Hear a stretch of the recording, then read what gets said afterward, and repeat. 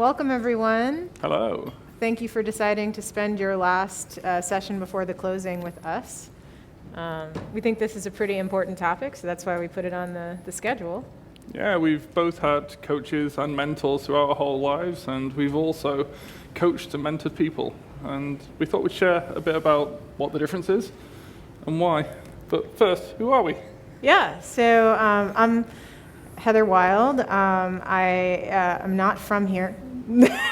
I have done a lot of stuff in my career. I am a CTO. I've been an investor, an advisor to a lot of companies, and I'm also a certified coach in 5 different modalities. So I've got all those credentials behind my name to coach people. And no, I don't take on any clients because I am a working CTO, so I don't really have time for that. But Dan. Yeah, so I'm Dan. I've been playing around with code since I was 4. Got given a computer, sold my first program when I was 8. I understood computers innately all the way through high school, better than I understood people. So I picked up, oh, fuck. Birthday To you, happy birthday, dear Dan. Happy birthday to you. It is also my birthday. Thank you. I wish for, okay. I wish for DevOps to be never in November again. Sorry for interrupting. Dan, back into it. Thank you. Oh, by the way, we're also both Scorpios. We both have November birthdays. So it's lucky you didn't slip 2 weeks, because that could have been you. Yes. Yeah, no. So maybe there's something about November birthdays and wanting to be coach CTOs, because we're kind of unicorns in that, right? Quite possibly. The interesting thing that happens when you grow up, back when the scale wasn't of autism and ADHD, ASD wasn't really recognized when I was growing up. So I was just thrown into, well, if you enjoy geeking out with tech, go do it. And as a 13-year-old, I railed against that, and I wanted to know how humans worked. So I dug into psychology. I became a sexual and emotional relationship counselor. I ended up in some tricky situations where friends would lean on me for advice, and I didn't know what to do about that. And then I started a company. I realized, actually, the functional relationships inside of the organization, how I grow my team, matters more than the technology I do, because that's what stands the test of time. And so, yeah, I started a journey that I'm still on, understanding humans, and I try and share that with others too. So you told me that you had an interesting conversation early on that made you realize that it made you want to learn more about coaching because it was an uncomfortable conversation that you'd had.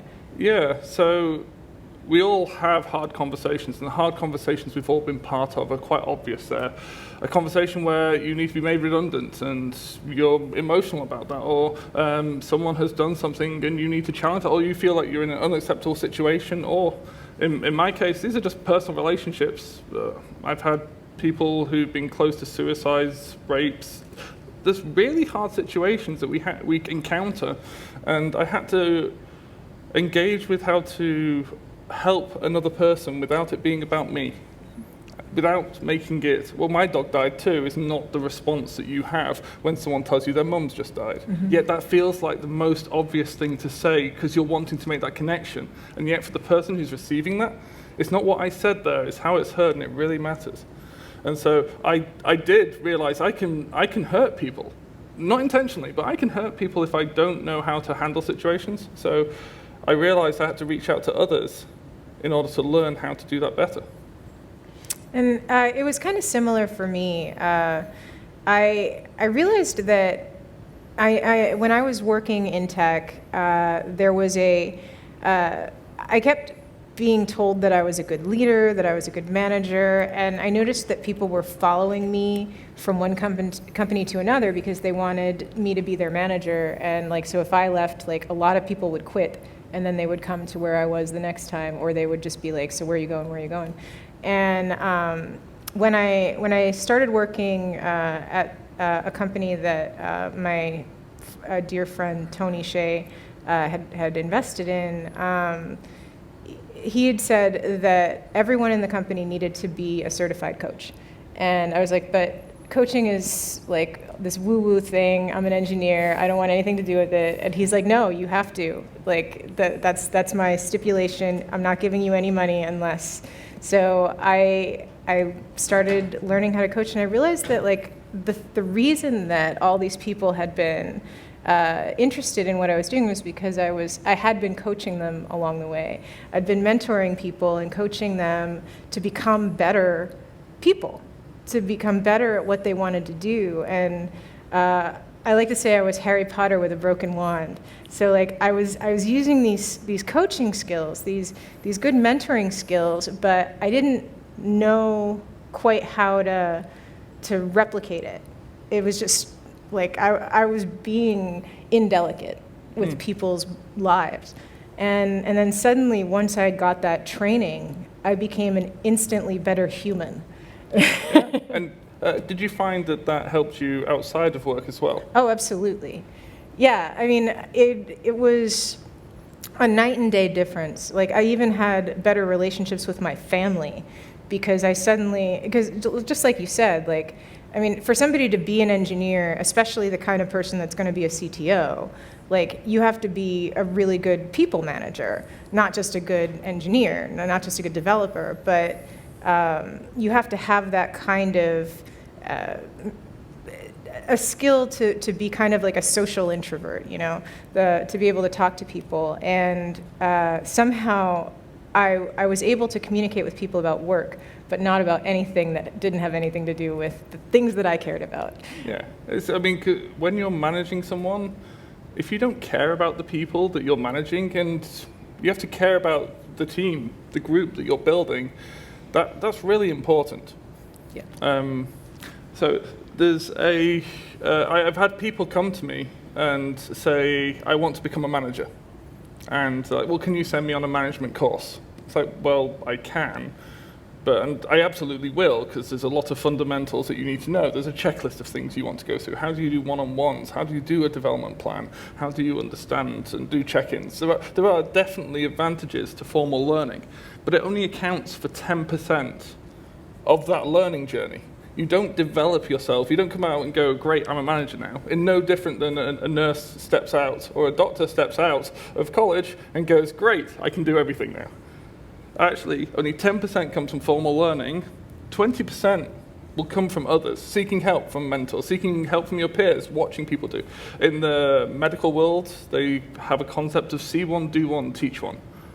And that is a form of solidifying any form of knowledge transfer inside of the medical industry, because medicine changes, like on a monthly, yearly basis, how you do whipple stitches. What the best thing to do, it changes over time. And actually, 70% is not coming from others. It's not coming from a course that you did. It's not coming from sitting here and listening to this. It comes from doing it, getting it wrong. It's said that if you want to be good at something, you have to be okay with being bad at it first. If you want to have a philharmonic orchestra, you have to have the high school version of that first, because that's what produces it. And the same is with every skill you pick up. And that's why it's important to like have your kids do pantomimes every year, because even though they're terrible and even though everyone knows they're terrible, you grow up to the Royal Shakespeare Company.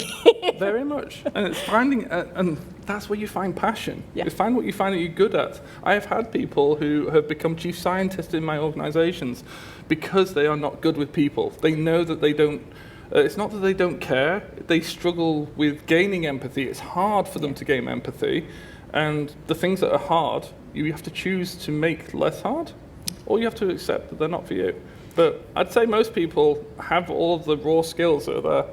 And as a hiring manager, and I mentioned this in my keynote yesterday, like, it is extremely important to hire for personality. And I know a lot of people are like, oh, well, that means that you're going to have bias in how you're hiring. No, there's ways to like blind hire for personality. Absolutely. There's a lot of ways, there's tools that we have that we can share with you on how to do this that actually are better for hiring than just looking at someone's CV and seeing like, oh, well, they worked at Google, they went to Cambridge, they went somewhere. You can hire for personality and then train the skill later.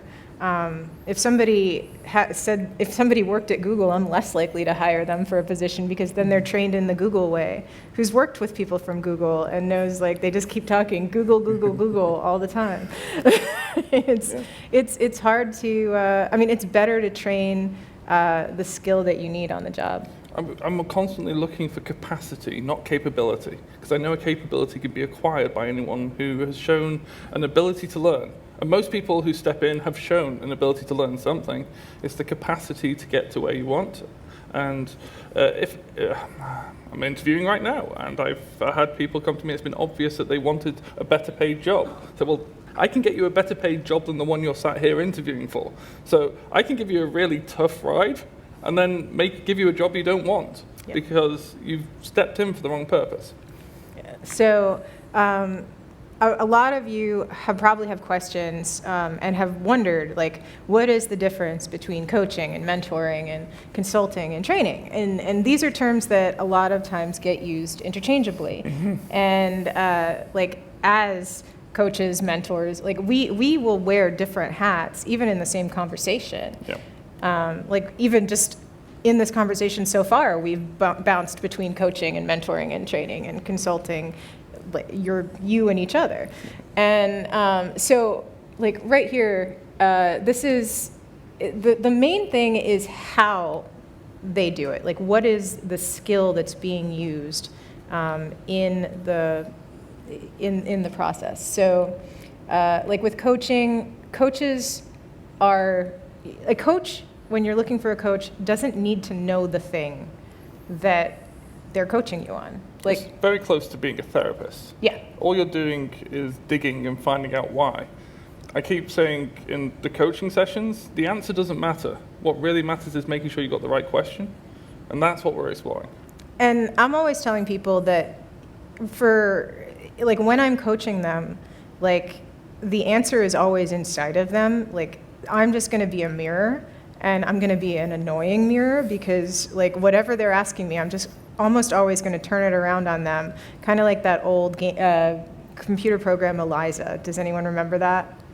Yeah. So I'm no better as a coach than a bot that you could program to just return you, but people find it cathartic to talk to someone. It's almost like talking to a toddler, which is, so why? Okay, great, but why? And then why? And says, well, that's interesting, why? And actually, what's happening is your coach is sitting there waiting for and at that point, you're like, oh, right, okay, now, you've got, so, for example, case in point, if you've got an underperforming report that you think is just constantly being pedantic or resistive, everything I give to her, she just keeps coming back and tells me and everything, I feel like I'm just telling her she's not good enough all the time. It's like, okay, why?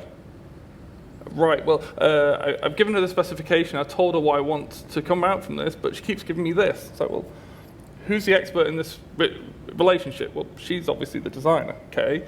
So why is she giving you something different? So, well, I keep saying, but she keeps coming back with the mobile. There's something to do with the mobile. This thing I've told her to do, I'm not giving her the space to tell me that I'm framing it wrong, so I'm setting her up for failure, so of course I'm going to think, but it's me who's done it wrong. There's a saying, there's no such thing as a bad employee, assuming you have the capability. Mm-hmm. Only bad managers. And the moment that watching that light bulb pop on, of go, oh, I was setting this situation up for failure in the first place. Moving on past that is a really important skill to learn, and your coach will help draw out those things that are missing. Another important thing that a coach will do is to help you through those plateau times. So, a lot of people have trouble seeing growth when it's slow. Because we're always growing. Every day, we're always growing and learning, and even when it feels like we're not. So, having a coach there to mirror you, to show you that, oh yeah, that pimple is growing on your face. It's helpful for somebody to parrot back at you. No, remember last week when you were down here and now you're up here. And I mean, it's a gradual change, but it's change. Yeah. I mean, how often have you seen your nephew? But I mean, I've seen my nephews now a year and a half later, and I see this massive change. Wow, haven't you grown? Whereas the parents are like, have they? I see them every day. The change is just too small.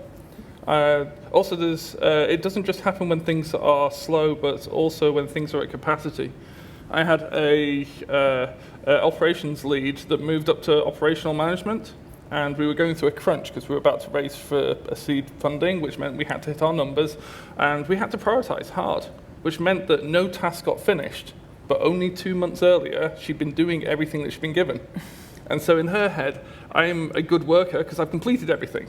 Now, I'm a terrible worker, I've completed nothing. Literally nothing is completed until you shine the light on. Well, have a look at how far have you got with those things? What did you prioritize? Were they the right things to make? Were they the right decisions? You've been an amazing worker. And just that flip to the progress I've made rather than the things I've completed revolutionized how she saw herself. So with mentoring, like there's a huge difference because like whereas a coach doesn't bring any part of themselves into the conversation and it's all about you, a mentor, it's all about them. Here's where I did that. I remember that conversation. A mentor, I've just acquired a new house, and so I've got a lot of problems. And all my tradespeople, I try to find ones that want to be mentors, because I want to go and learn. Show me how to hang a door, and I'll understand how to change it, and don't just fix a squeaky door. I want to see how you fix a squeaky door, and he showed me when not to fix a squeaky door, because the wood stuff like that. But he was absolutely wanting to share his knowledge. He wasn't wanting to have to come back and fix the next 5 doors. Yeah. That's a great mentor. And there's so many great mentors. Like Khan Academy is amazing for a lot of people, and I mean, like for developers, there's so many great developer mentors out there.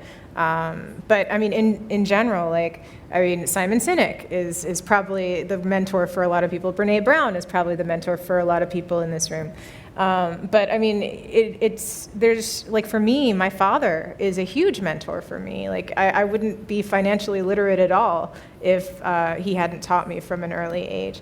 And I mean, we all are the sum of the people that have mentored us in our lives.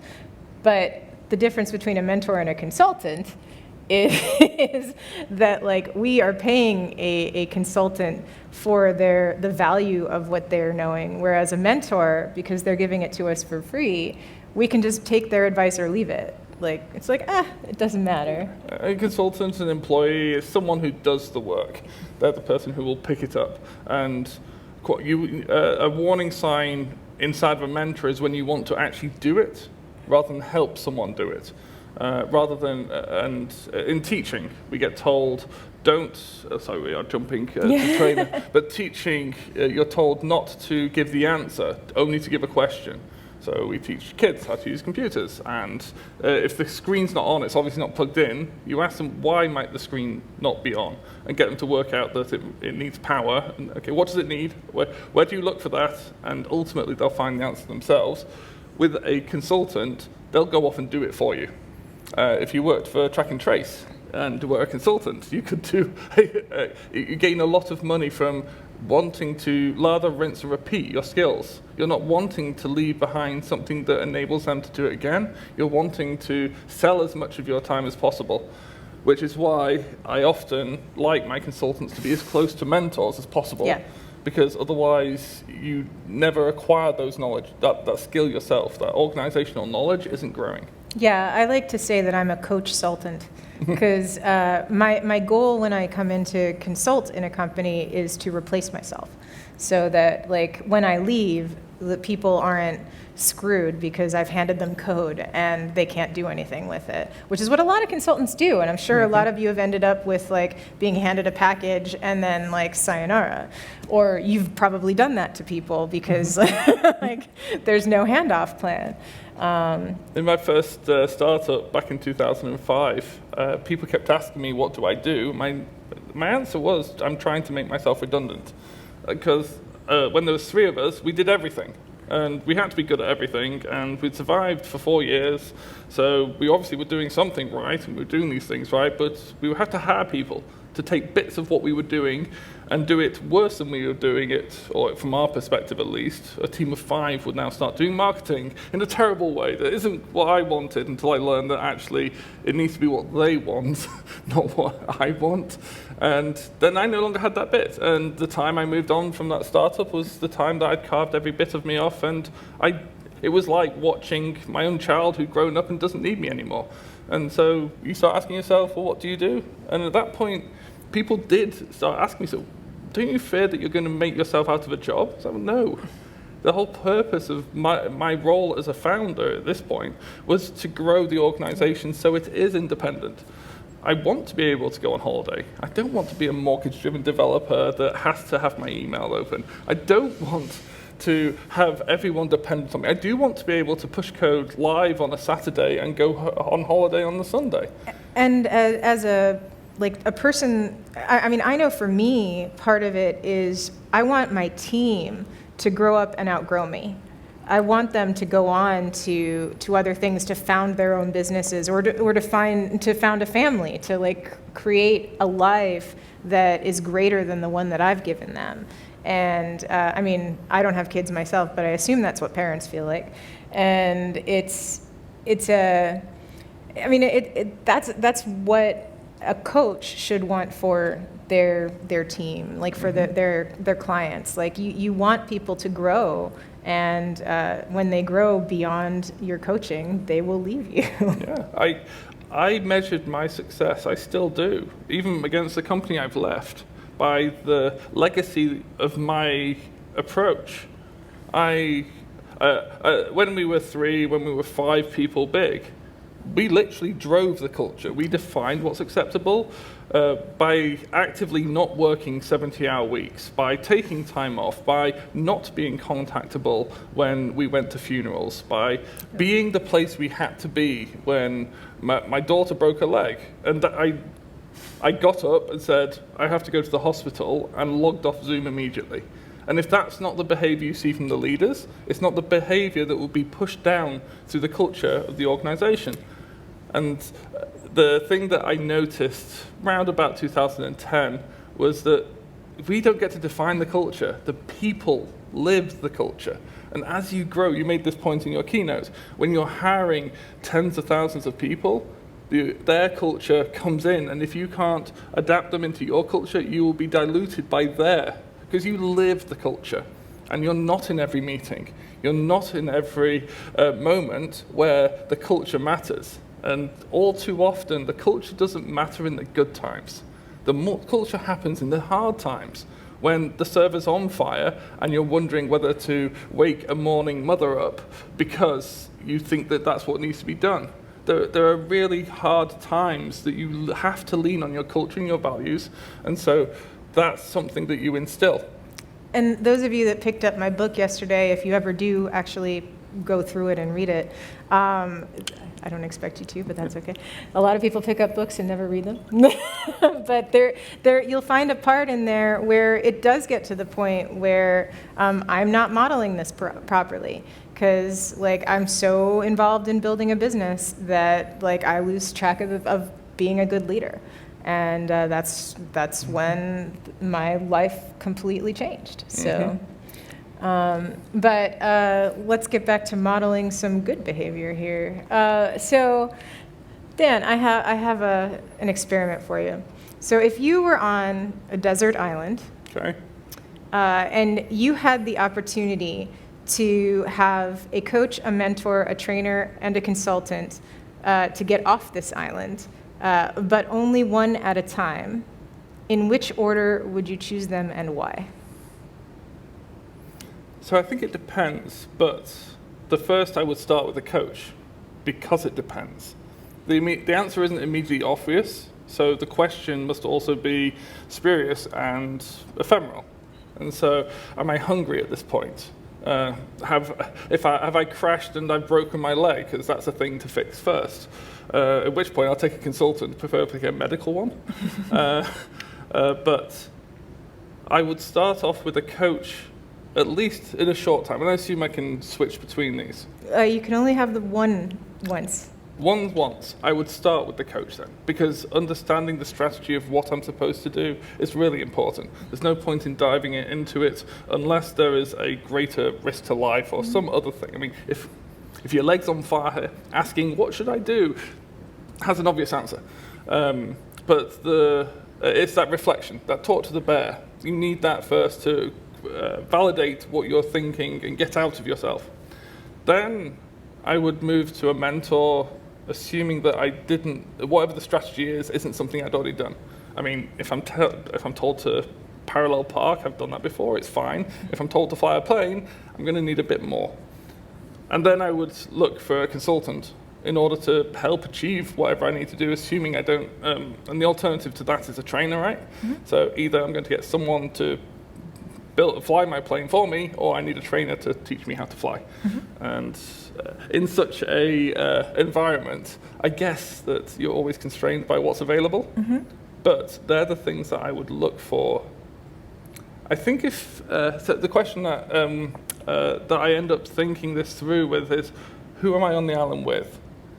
The group. If I've been stranded with, say, 5 people, are those 5 people from a ship that I don't know and we've been transporting? In which case, we've got to figure out who does what. That team building, the storming, norming approach has to happen first. Mm-hmm. But actually, I would be pretty confident if my current tech team were to be stranded on the island, because I know where everyone fits. And mm-hmm. I'm pretty sure I could imagine the people that would go off to solve the various problems, from communication through to gathering through to shelter.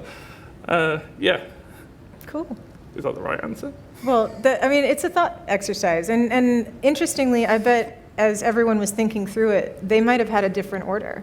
Like for me, I would have a mentor first to ask, like, well, when you were on this island, like, what was it like for you? and then I would hire a consultant to like build me a boat, and then a trainer to teach me how to sail the boat, and then a coach to sit with me on the boat to like cheer me on as I'm getting off the island. So like, but I mean, like, there's no right answer. It's just like, how do you perceive what each of these does, and how does it work for you? Mm-hmm. And that's really the key. Like, everyone has a different strategy in life, and everyone has a different personality. But no matter what, like, you're getting off the island. So that's like, using any of these modalities will get you off the island. We were talking before about how both of us seem to fall into this naturally before we even got to our credentials. Mm. So, like, do you think that there's some natural component to leadership and management? There are definitely personality traits, which nature nurture, however they evolve. Leadership tendencies come from confidence, they come from familiarity, an element of strength. When you end up on a hen party, there tends to be a leader that comes out from this. There tends to be jokers. You immediately start to see how that work mixes. When you go to stereotypical team building work events, similar sorts of things happen and people self-organize. The thing that I find most interesting are the people who think they're not leaders. Mm. There's people who definitely recognize that we are leaders, but I think the leadership trait runs through everyone. Mm. It's just an underdeveloped skill, and some people feel that it's hard. Some people feel uncomfortable. Some people, for societal reasons, such as being part of a minority group, feel suppressed. Mm. Or they think, I'd like to sit up, but I'm not going to be seen as confident. I'm going to be seen as a bitch. There's a lot of things that you have to unpack from society to get to that. Actually, I think the capability to be a leader is within all of us. The interesting thing I find, though, is I've not found anyone I have ever met that there isn't someone that doesn't look up to them. And if someone looks up to you, they're already idolizing you and using you as a role model. And if that's not becoming a leader, involuntary in this case, what is? Well, then that's really important to think about. Like, if you go through life with the assumption that someone is seeing you as a role model, then that puts things in perspective. Like, that means that you have a duty of care to live your life in an elevated way. Yes. I talk to a lot of mothers that's become teenage moms, and they now see themselves as mom, and they are in this leadership position, and they probably wouldn't call it leadership. They wouldn't recognize it as such, but it absolutely is. You have a child that adores you and wants to be just like you. And my wife constantly finds the most frustrating thing is when her words that were to her mum are coming out of her child. It's like, why have you got my attitude doing the things that do I shout at you or applaud you for doing exactly what you obviously should do? And that, going back to the aha moment, hearing her mum's voice come out of her mouth and going, oh, now I see. Now I see. And there's a lot of learnings that we see through life. And yes, leaders aren't born, they're made, but they're forged amongst us. But empathy is a huge, huge component to that. And like for me, I mean, I always like to say I have low EQ, and my friends will tell you, like, I mean, you have to basically be like this for me to notice that anything is wrong, unless I'm in coach mode. Like, because when I am like coach hat on, then like I'll start crying with you. I will be a complete mirror to your emotions. But I mean, most of the time I'm just like a business robot and don't even notice things around me.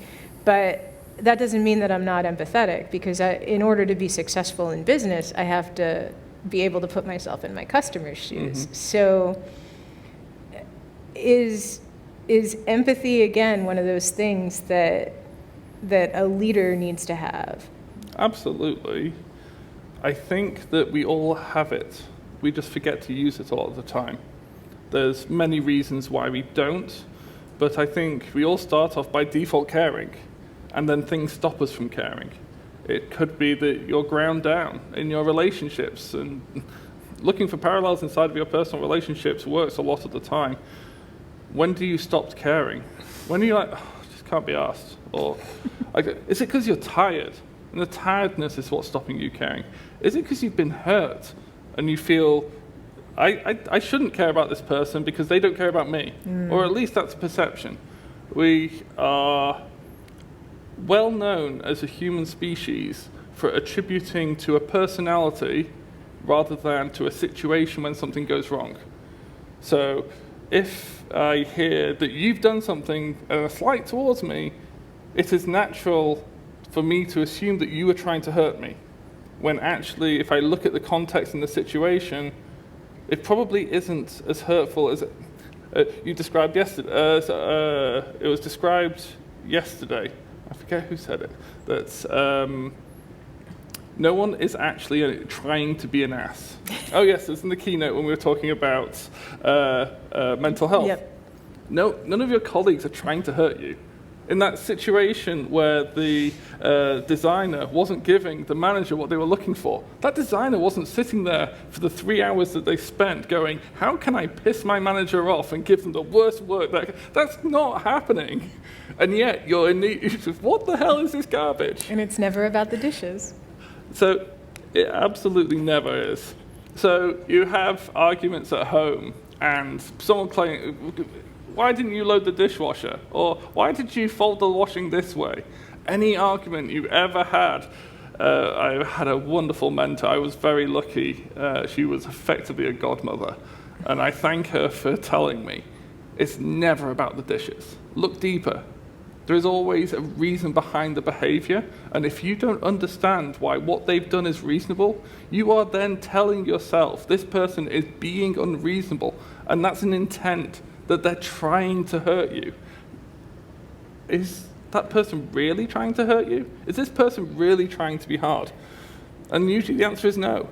So perhaps this individual was delivering bad work, but perhaps they were going through a breakup and just that morning has had their suitcases thrown out the window and had to go to work with this in the back of their mind, but you didn't have the openness in your organization to be able to know that this is a weight that person's carrying. Otherwise, that becomes a lot more understandable. Yeah. Or maybe you've asked, let's go out for a meal this afternoon, but that's just happened this morning, and they don't know if they're just going to have to spend £1,000 being in a hotel for the week. So actually, spending 50 quid down the pub tonight ain't something I can do. And so without that understanding, without that digging, and I'm not saying pry, I'm just saying try to understand. And actually that enables that conversation to say, are you okay? I know you can do this work. I think we've been clear about how to do this, and let's start with me and make sure that I've given you the right information. And then let's have a look at you and see whether you've been set up to succeed, and if not, how can we make that better? And that segued very nicely into setting up rules for mentoring and coaching. Like, what can you ask people? Like, what can you say? What can you not say? Like for me, I always set up ground rules right up front of like, this is a safe space, there is no judgment. Anything that you say with me is like confidential. I even have a contract to let people know like this is inviolate. Like what is said here, right? Unlike in Las Vegas where I live, the things in this conversation go nowhere. Yeah, and I have a few exceptions, and I make them very clear. If I think you're at risk of harm to yourself or others, I will let someone know. So please, it's important you do share, but if I think that you're in a dark place and need support, then I do reserve the right to make that call. And that tends to be me as a coach because I've got a psychotherapy background. So I think it can go into that areas. Most of the time, coaches don't explore that area of the person's psyche. Secondly, I don't report to, I try not to coach people in organizations where I have contact with other people. If I can, I will try and not have a conflict of interest. Otherwise, it's like trying to coach two sides of a relationship, and it's just hard. And so, the thing that I am trying to do, my first rule is to help them. So I ask all of my coachees and mentees to keep a diary. They keep a diary after every session and write down what did they bring, what did they get, and how did that go. And that's the diary just for them. So it helps for organizations, because organizations will sometimes pay for you to have a coach. Mm-hmm. It's like, well, after this year, what have you done? It's like, well, now you've got a diary that you can go back and say where it's worth. Mm-hmm. It also means that you can watch out for when it stagnates, because especially as a mentor, your skills are going to dissipate, and it's going to be, you're probably going to build a friendship. Yep. And so you're going to want to meet to have a chat. Mm-hmm. I mean, it would be wonderful to sit and have beers, but that's not the purpose of this session. And so it helps to keep you accountable. So in those conversations, like even when we're mentoring people, like one of those things that like you've seen us modeling these skills while we're talking to each other. And it's just built into our life now. Like we do this in every conversation we have. Staying focused, like actually listening to what someone is saying, like questioning each other and being genuinely interested in the response, not waiting to say something. Active listening is really important, and I'd say that in every conversation you have.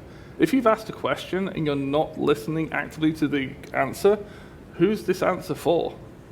We've all been in those meetings where we're just sat in the background and we're not really listening. Why are you even present? And another thing that's important is when somebody asks you a question, or if they've just said something, being able to summarize what they just said and say it back to them in another, like rephrasing it is good, because then if you can rephrase it in another way, and then it can show them that you understand what they've said. And if you didn't get it quite right, then it gives them a chance to re-explain it so that you know that you're on the same page. Yeah. That's like half the time that I'm in conversations with people. Especially when someone's using analogies or using metaphors in order to explain a situation. I use a lot of that. It's really important for someone to echo back. At the end of all of my sessions, if I've given someone a task in an interview, I will ask them, can you just tell me what you're going to go and do? And what do you think I want to get from that? Because that helps set them up to give me what I'm actually expecting.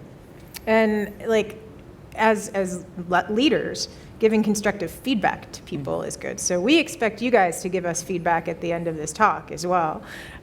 Because, I mean, the idea is that we're always learning. Everyone that is a mentor, everyone that's a coach, everyone that is being mentored should always be getting feedback, or else you can't continually improve. And you'd want it yourself, but you have to give it with heart and give it with good intent.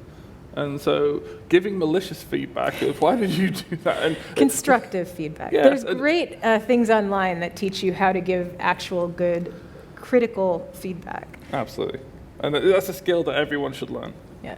So we've both mentioned that we have credentials in different coaching modalities.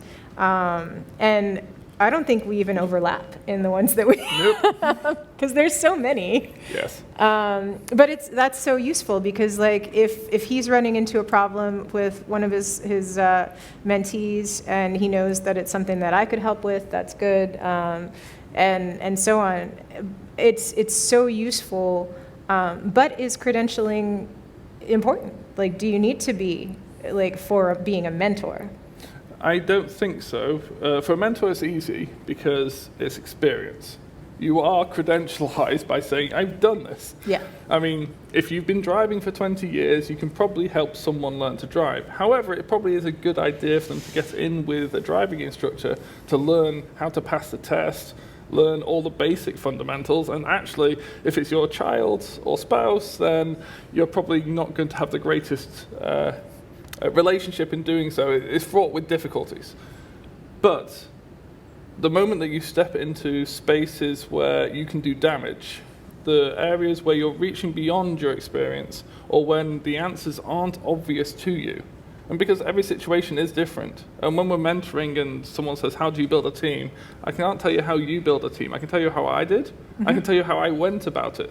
And I can tell you about what was unique, and I can about that particular situation and why I wouldn't do that again. But that's not to say that's how you do it. And so as long as you're aware of what you're sharing, because so your investor told you to go and get funding, which you resisted to begin with. Yeah. Do you think that that's a thing when you invest in companies you would pass on to them too? Absolutely, and I do. So when I'm investing in companies, if I think it's valuable, actually, whenever I invest in a company, I always pay for them to go for training. I don't expect you to pay for it. I'm investing in you, so I'm going to invest in that as well. Yeah, this is a capability I need from you in order to see a return on what I'm giving you. Yeah. I just expect you to go off and commit to it fully. Yeah, and like the people that I'm investing in, like they absolutely are 100% in. Not a single one of them has rejected it, because I wouldn't have picked them if they would. So it's really interesting, because do you have the conversation with the people you're developing that goes, where do you want to be in 2 years, 5 years' time? I don't, actually. I generally ask them like to tell me who they've been since they were 5 years old, because that gives me a better predictor of who they're going to be. Yes. I find that same as you find teenagers, it's the worst time to choose the path that you want, but you have the most doors available to you. Because by the time you're 30, you're probably not going to be a pilot or a surgeon. given how much training and cost goes into it. At least, although I do have a nonprofit specifically to re-credential people as adults, so. It's rare at the moment, and you are right. It's not impossible. It's just harder. Those options are available as earlier. Yeah. And if you can see the path of where someone's come, I try and talk to my daughters are early and late teenagers, and the conversation with them is around what would you be happy doing? I'm not saying pick a career. I'm just saying, TV presenter. No, don't want to do that. Okay, well, great. We can exclude that from what you care about. But you might want to be a journalist. But I might want to work with horses. Say, well, great. You've got things that you might want to do, and you can drive you in that path. Once you get to the coaching aspect of it, you're then trying to hone that down, and you're asking them, well, why and what do I want to do? And I found that a much better way of helping people develop themselves. And the thing that I was asked to do was to rewrite my CV every 3 months. Go back and update I'm not looking for a job, but if I did, what could I add to my CV that shows how I've grown over the last 3 months? What am I doing? What could I do next? What skills have I acquired? The other thing that I do is write my own obituary every 3 months too. I mean, it's quite morbid, but it's not. It's really what you're looking at is how the world sees you. What would the world say about you now? And actually, I did that reflection back in March, and it was very different to any other I've written throughout my whole life. Because of lockdown, because of the lack of exposure to other people, it was very insular. Don't know much about Dan at the moment. Dan doesn't seem out in the world. Mm-hmm. And yet now, I remember Dan from Devox.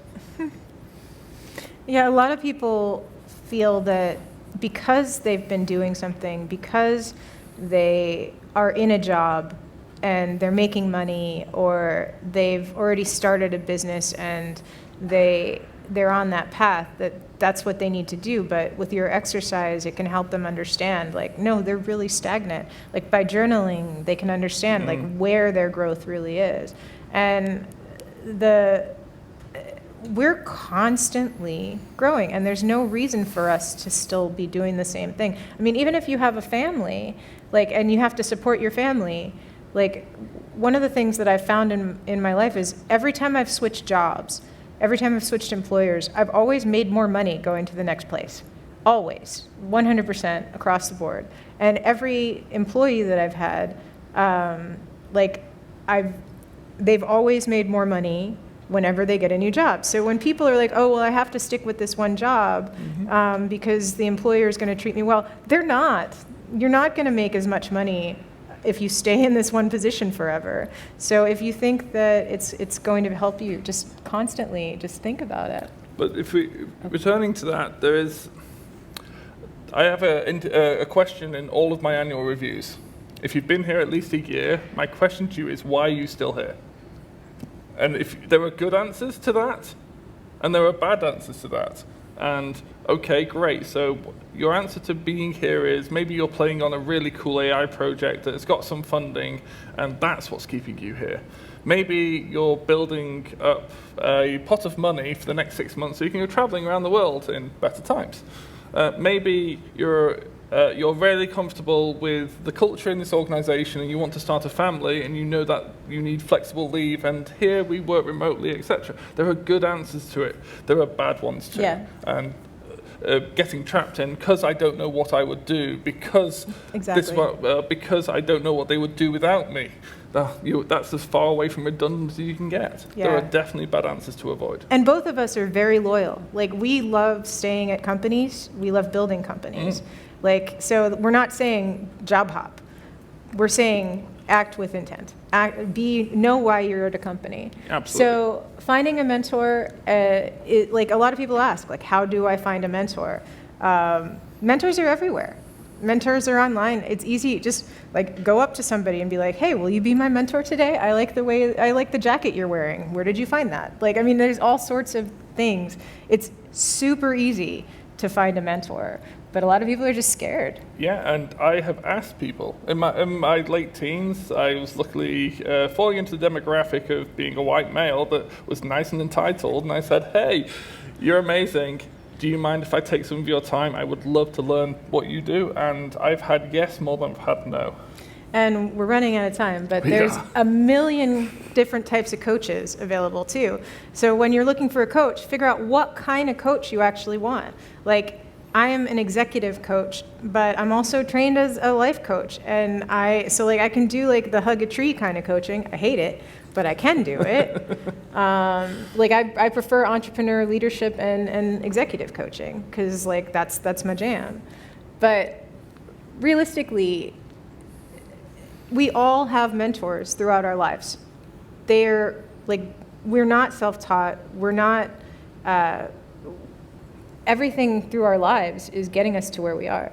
Yeah, and no person is an island. Neil Armstrong did not put himself on the moon, but he's the person we remember. Steve Jobs did not build the iPad and the iPhone and other things. A team did. And there's no such thing as a self-made person. It takes a village. And recognizing that means that you know what to take from your village. And then if you do so, you're sort of duty-bound to make sure you give back to the village too. So, Okay, so if you do want to meet a mentor, or if you want to start giving back, and I would say that if you've been in a job for, at least a week, you've already got something to give to someone who hasn't. So run by the LJC, administrated by RecWorks, a wonderful recruitment organization that's very closely tied to the LJC.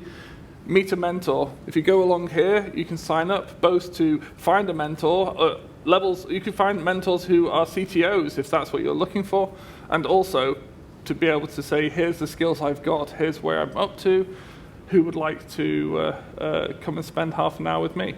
How does it start? It's just a coffee. It's a chat over Zoom. See how it goes. You do a chemistry test effectively. Would I be happy sitting around a fire and talk? Can you imagine talking to the end of time with this person because you're just interested in each other? That tends to be a really good bond. This was a mentor session. This is how they go. And if you've learned anything from us today, then this is how. And if it was conversational, if you liked the way this goes, this is a mentor session. So go find a mentor. It's that easy. And we enjoy our chats with each other. Very much so. So thank you for spending time with us today. I hope you enjoyed your listening to us chat to each other about the stuff that we love doing. Anyway, thank you for joining us, and enjoy the keynote that's coming next. Thank you.